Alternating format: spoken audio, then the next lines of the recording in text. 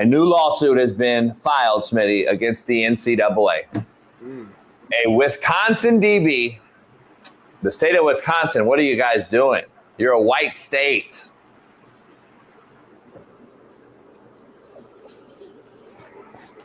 That happens to have football players in it. Nizier Fourqueen, who played 2 seasons at a D2, wants a court to prevent the NCAA from enforcing eligibility rules. As Diego Pavia did with JUCO, Smitty.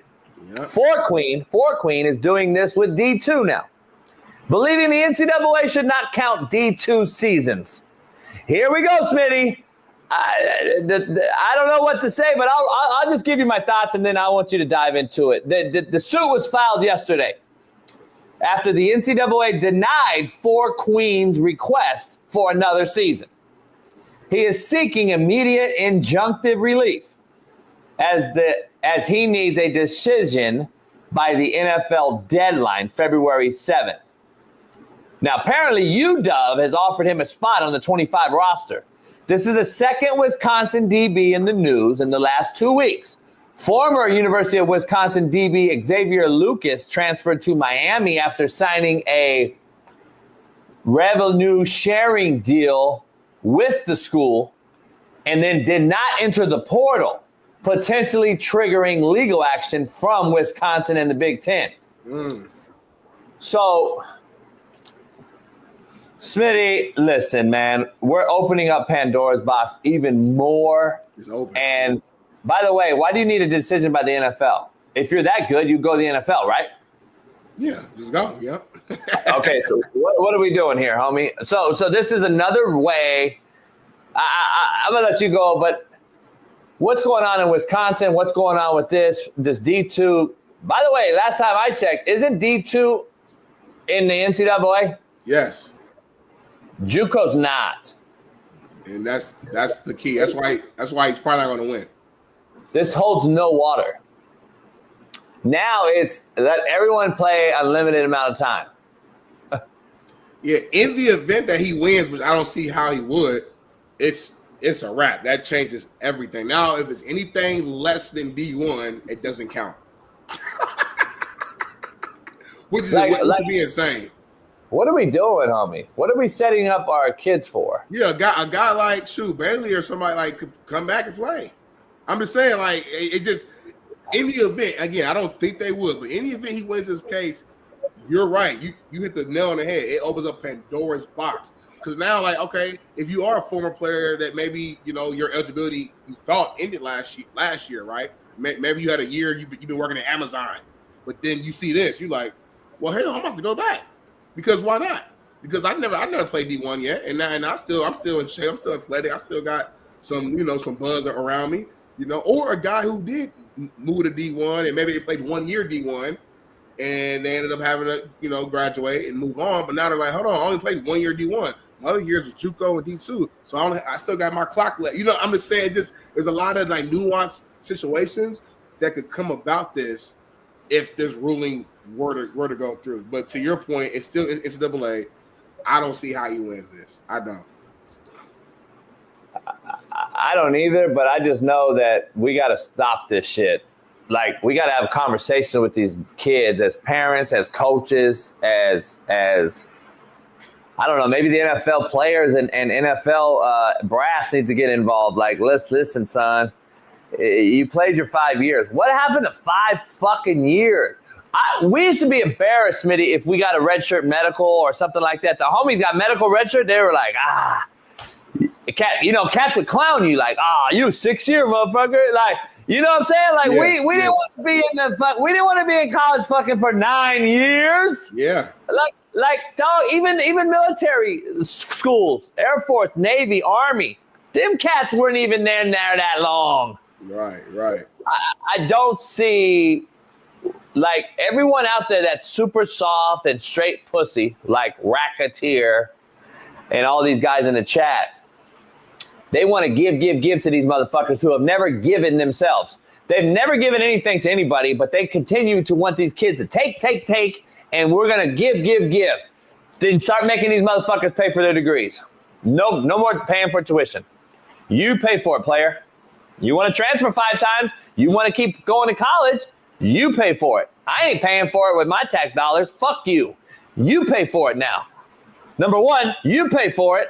Number 2, if a scholarship and you leave, guess what? You get NIL money, you pay it back, and you go seek new NIL money, just as if you were leaving your job, Smitty, and you leave Fox today and you go to ESPN, guess what? Fox don't pay you no more. ESPN now does. You took that risk to leave one job and go get another job because it's a better opportunity possibly or what have you. So then pay that. Then if you're leaving. With that example, we don't pay the money back. Actually, Fox will give me that last check. Even after I quit, before I get up out of there.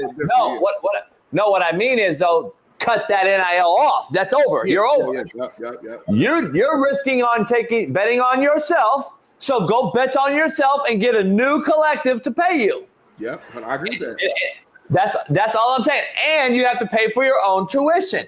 That would shut down this fucking transfer 5 times shit. And it would shut down because if we're continuing to talk about student athletes, which is a joke and a mockery and a slap in the educator's face of any of these professors out here in college, let's not beat around the bush here and stop and act like it's education first. Because if it was, then why are we discussing the degrees these kids are supposedly be going to go after? And the rule, Smitty, of the NCAA is what? To be a student enrolled in 12 full-time hours, correct? Yep. So if you're enrolled in 12 hours, that means you have to enroll in college and school. That means you either need a Pell Grant or some sort of financial aid assistance or a scholarship to pay for your classes. Yep. If I'm going to go to 5 schools, homie, and I have to enroll in 12 hours to be eligible to play football per NCAA rule, then you pay for yourself, homie. Pay for your own 12 hours every semester to be eligible to play. Really now, to be eligible to transfer. It ain't even about playing no more. It's about how many times these motherfuckers can transfer. Then transfer 4 times. You pay 4 different schools for 12 hours. That simple. Or just listen to what me and Steve Kim been saying, and then go back to the old school transfer rule where you can only transfer once and you got to sit out. But that's common sense. That's too common now. Common sense. It's sometimes common sense is the best answer though, JB, and that's what it is. You do that, we're good. We're good to go. I get it, but my point is, it never should have changed. The 1-year thing never should have changed. You should always had to have set out if you leave. So, that should have never changed. That's my point. It's too common sense. Common sense is just too common sometimes, and we can't grasp the fact that maybe that's never should have been changed. Just like the playoff rule to me. 4 teams should have probably never been changed. But that's me, old head, right? No, so you see a team. I know you every year. If they added 2 teams a year, you would run around with your little wee hard. No, because you're proving me right. Like I've been screaming Ohio State's praises pretty much all year long, especially when the playoffs started. And I was like, listen, bro, I know they got 2 losses, but I'm telling you, my eyes work. This is the best team in the nation, and what do you know? They go out there and they prove me right, beating the number 1 team in the nation. So some rules, it's okay for those rules to change. But yeah, I love this from Keith. I'm glad you brought this up, because I was seeing this. Keith Smith, man, he makes a hell of a point. You know, he's saying, listen, if a coach can stay out of school for 20 years, I don't care how long a player stays.